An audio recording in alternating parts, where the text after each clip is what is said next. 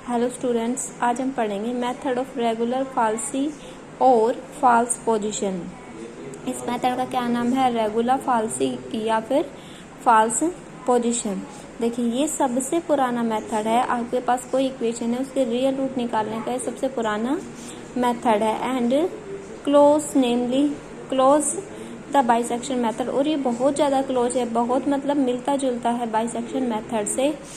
In this method, इस method के अंदर to find a real root of equation f of x बराबर 0। आपके पास कोई इक्वेशन है एफ ऑफ एक्स बराबर 0, उसके रियल रूट आपको फाइंड आउट करने हैं।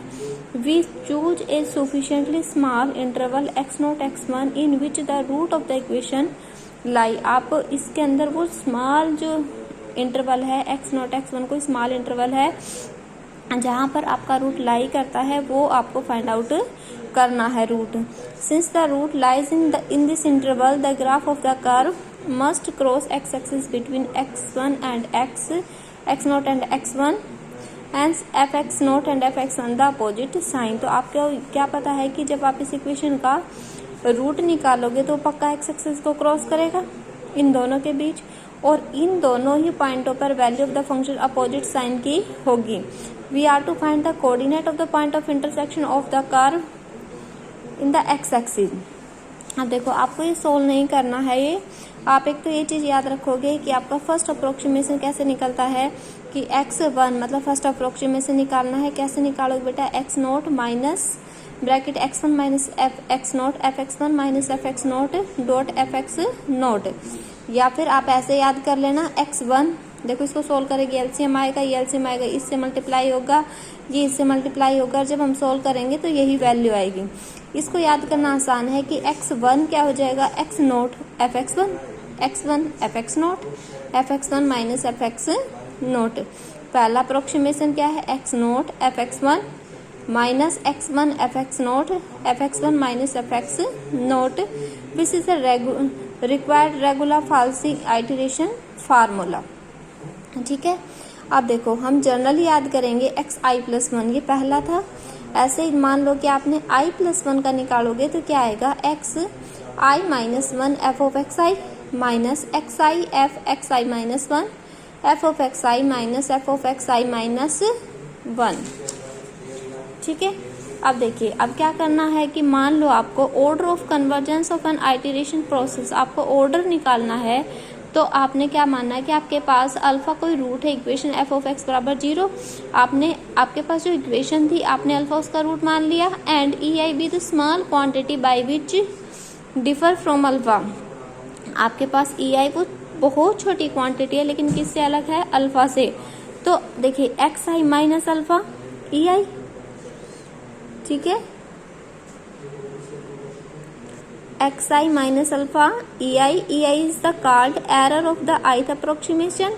xi plus 1 minus alpha e की पावर i plus 1। तो ऑर्डर ऑफ कन्वर्जेशन क्या होगी? p मानेंगे, p जो largest number such that limit i tends to infinity e की पावर i plus 1, e की पावर i की power p less than equals to k where k is a finite number.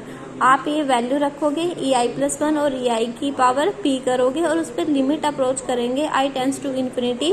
तो आपके पास value क्या है? कोई finite number आएगी या उससे भी छोटी आएगी। ठीक है, ये इसका ऑर्डर है।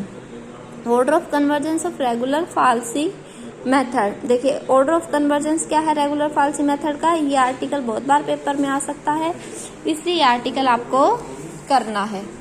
ठीक है, अब देखिए क्या करोगे आप?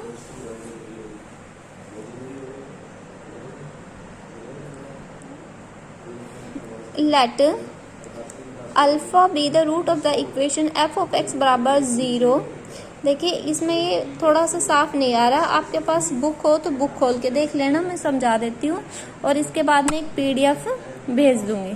ठीक है, let alpha be the root of the equation f of x बराबर 0 and ei+1 be the small quantity by which differ from alpha. Then ये कहता है कि ये इक्वेशन है, अल्फा इसका रूट है, ei-1 स्मॉल क्वांटिटी है। तो आपके पास xi-1 माइनस अल्फा क्या होगी? ei-1, xi minus alpha ei, xi+1 minus alpha ei plus 1 putting the value of xi minus 1 xi plus 1 be the regular false iteration formula. ये आपका formula था, यहाँ आपने वैल्यू रखी, देखो किसकी, xi प्लस 1, xi प्लस 1 रखेंगे तो क्या आ जाएगा, ये अल्फा इधर आके पॉजिटिव हो जाएगा, ei प्लस 1 प्लस अल्फा। ऐसे ही xi माइनस 1 की रखोगे तो क्या आएगा, ei माइनस 1 प्लस अल्फा। ये आपने सारी वैल्यू रख दी। वैल्यू रखने के बाद हमने इनको मल्टीप्लाई कर दिया। मल्टीप्लाई करने के बाद आपने ये टर्म्स इकट्ठी कर ली। इकट्ठा करने के बाद आपके पास ये आ गया है। ठीक है, अब देखो आपके पास देखो क्या है बेटा, FEI प्लस अल्फा और FEI माइनस प्लस अल्फा। तो देखिए आपके पास क्या है, ये टेलर्स से खोलेगा। टेलर क्या थी, FA प्लस H, आपने लास्ट सेमेस्टर में ही पढ़ी है। A प्लस H क्या होती है बेटा, F of A plus H F dash A plus H square upon 2 factorial कल F double dash A plus H cube upon 3 factorial. अब F ट्रिपल डैश S इस तरीके से होती है। तो इसमें ये है A और ये है H। आप इसको खोलोगे, देखो इसने अल्फा A मान रखा और H मान रखा EI। तो देखो F of A plus H F dash A plus H square upon 2 factorial F double dash A minus EI। अब इसमें ये आपके पास A और ये आपके पास H, आपने दोनों खोल दिए। अब देखो मल्टीप्लाई करोगे, ये इससे, ये इससे, ये इससे, ये इससे, ये इससे, ये इससे, आगे भी होंगे। तो देखो ये जो सेकंड है F डैश वाला, ये तो आपको दिख रहा है पॉजिटिव, और यहाँ ये नेगेटिव, ये कट गया।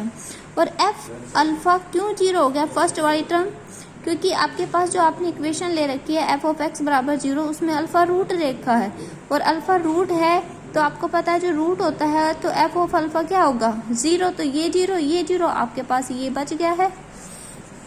और आपने इससे आगे की जो हायर डिग्री टर्म थी वो हमने रिमूव कर दी है, सिर्फ डबल डैश वाली लिखी है। अब इन दोनों में से डबल डैश कॉमन लेके हमने सॉल्व कर लिया। ठीक है, again the denominator of second.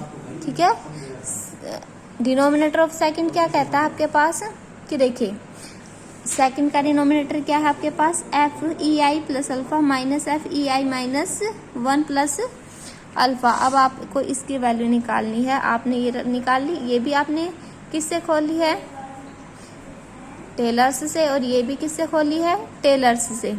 ठीक है, तो टेलर से खोली है तो F ऑफ अल्फा 0 हो जाएगा। डैश वाला इसमें नहीं कटेगा, डबल डैश वाला भी नहीं कटना है, लेकिन हम सिर्फ डैश वाला कर रहे हैं। आगे की जो हाई डिग्री टर्म है वो आप नेग्लेक्ट कर दोगे।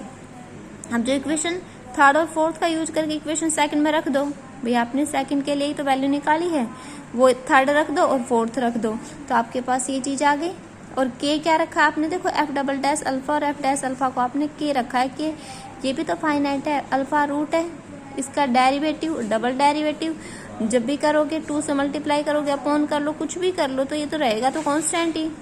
अब P आपने क्या माना, order of convergence, then EI plus 1, EI की power P is equals to K dash, where K dash is a finite quantity. तो आपके पास ये चीज आ जाएगी। यहाँ से इसको नीचे लेकर आओगे तो K dash EI K dash EI minus 1 की पावर P, यहाँ से आपने EI माइनस 1 की वैल्यू निकाल दी है।